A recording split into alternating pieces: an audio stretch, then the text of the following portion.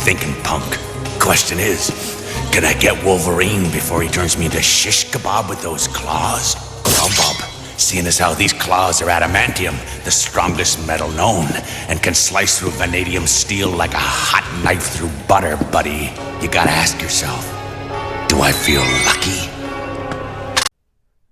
Hello, everyone. Thanks so much for joining me here today as we get to talk about one of my favorite subjects, comic books. My name is Jose.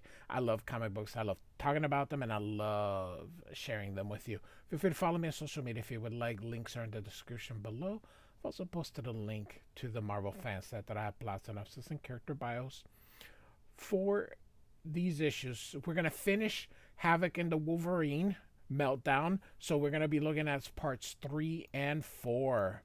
This cover here is by Kent Williams. This is just Walter Simonson and Louise Simonson write this book. John J. Muth will do Havok, and Kent Williams will do Wolverine art and things dealing with Wolverine. So, all right, here we go. So this series is a bit weird. It's really wordy. So we start off where they're watching this explosion and Havok and Quark are on this airplane. Wolverine doesn't think that it's gonna go very far. The illustrations really don't help this book, particularly Kent Williams. So he's picking up a backpack, and so these are Wolverine kind of bent down. His hands are right here. His face is in black, and this is a backpack. And then this is that house and the fire's going, but it's just it's not super clear. But anyway, so he's gonna put on his costume here and is gonna go after Havok. This book is I don't know. I really don't know. I don't think this is the best story. Kent Williams signs this here. I don't think that this book is overall, this series is that good. So here's one of the Russians. Wolverine gets him and kills him. And so he picks up the phone and says, I'm going to go get Havok and make you guys pay. Essentially, that's it. So we've got Meltdown here and Dr. Neutron here. And he's like, this dude's going to change the plans, and he's like, well, we'll just have to adjust, the game's not over yet. And so these two just kind of argue back and forth here, but Neutron is like, hey, we'll just worry about our next move. And so here goes Wolverine. He takes the helicopter, and Meltdown is underneath the facility, and he is going to practice using his powers here. And he's got nuclear things, and so these things that are appearing are holograms, and so he's destroying stuff because that's what he envisions as Russian being a superpower. So Havok is the tool that they want. There's a lot of exposition here, kind of filling in the gap while he practices instead of, I don't know. Though, like I said, this story really isn't that good, but for completion's sake, I'm covering it. So, all right, so here comes Havok and Quark. She was the nurse, and so Havok is tired. He's just gonna fall asleep, just like that. And so she's going to call the Russians and talks to Neutron, finds out Wolverine's alive, saying it's going to be much different. Now, this here goes from watercolor to something else that's a little bit better. I don't know if this is the gouache, but Havok is still asleep, and she's talking without Havok listening in. It's just whatever. And here she's stripping, but they still don't show nudity, so...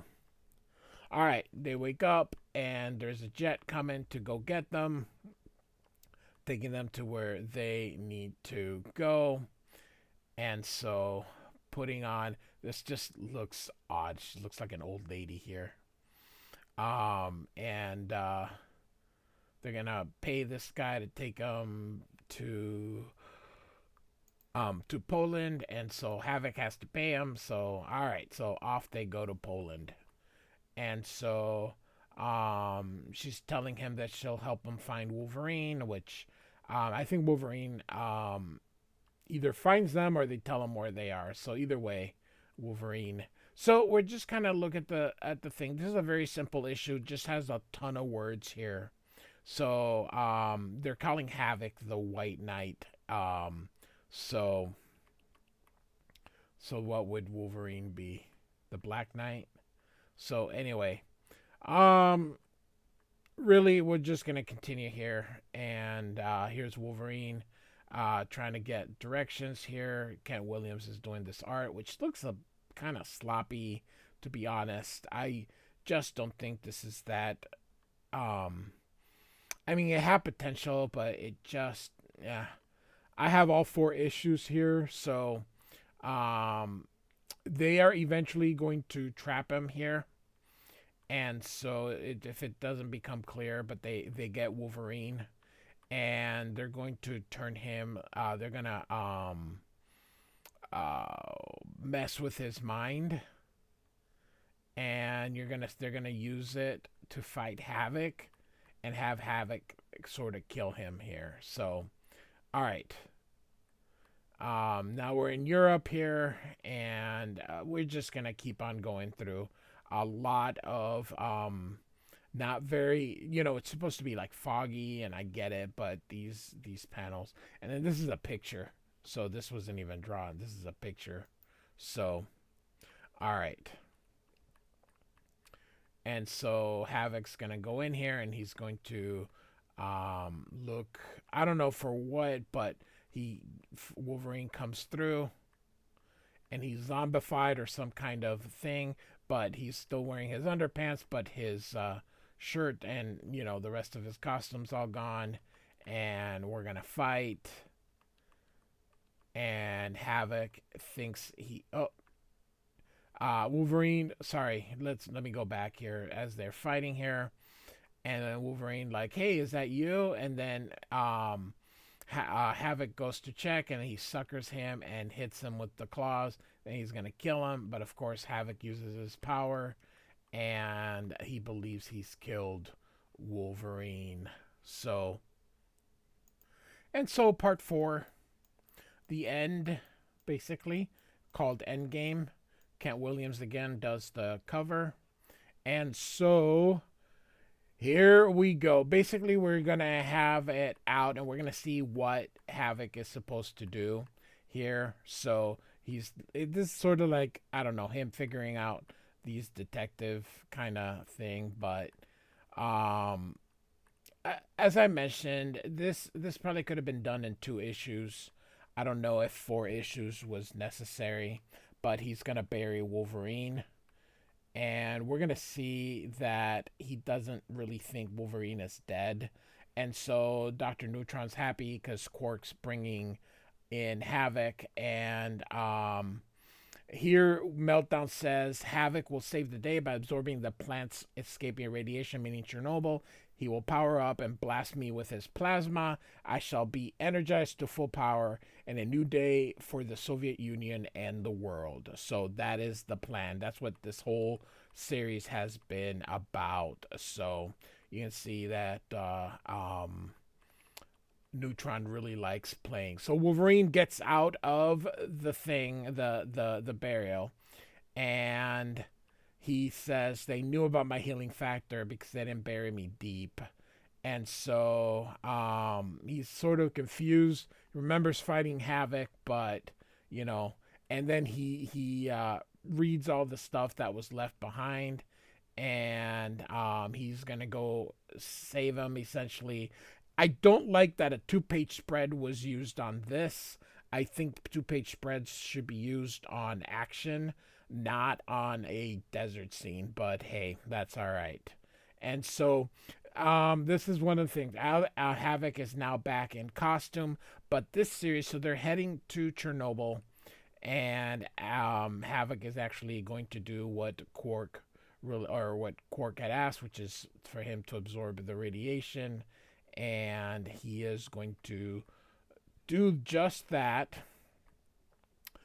But we are eventually going to have a Meltdown coming in, and it's basically going to be sort of what the plan was. And so he is going to get that radiation. And here comes Meltdown. And he shoots at him. And of course, he's going to absorb it because that's what his power is. And she's going to try to save Havok. But of course, Meltdown is going to kill her. And down goes Quark. But look at Havok here. No, killed my girlfriend. So Quark is getting the power, but we know who got out of the, and so he got out of that tomb. So here comes Wolverine, and so they're gonna fight, and he's all better now. So I don't know. I'm covering this because I'm covering everything. And so I have a playlist, which I should have mentioned, but I have an X-Men playlist, a Wolverine playlist, X Factor playlist. So I'm trying to cover everything that happens in sort of in reading order. And so I'm covering this but I don't know. I don't think this is that good a story, which is a shame because Walter Simonson and Louise Simonson are good writers, but I think the art really doesn't work with both of these guys. And so Wolverine here is going to kill Meltdown and basically end the story here. I think the art is inconsistent with these two, particularly Kent Williams' art style just doesn't do comic books very well. I'm gonna be honest. I'm sure he's a great painter, but here's Hampton. It just kind of becomes a little bit of a, I don't know, cluster. So Wolverine or Havok looks like James Dean. And so here's the epilogue. Didn't work, and so he's going to. There's always anticipation of games. You see Punisher, Daredevil, Spider-Man, Captain America, Iron Man. So lots of stuff for him, and so he's gonna set up another game, but nothing ever comes out of this, and thus endeth the thing. He's gonna ask her if he plays chess, but I'm gonna show you because this is the trade that I'm using. Just some of the stuff that was that came out, and John J. Muth and Kent Williams do this in ink.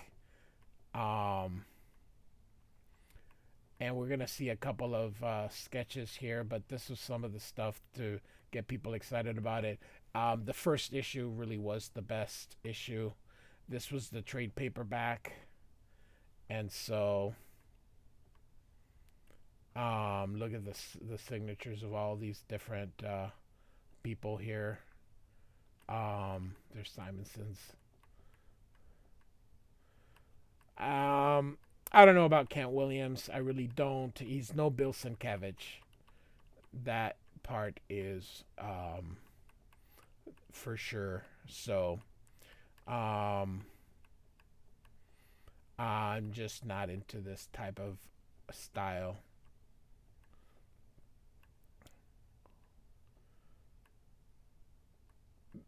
Very close to Sienkiewicz, but yeah.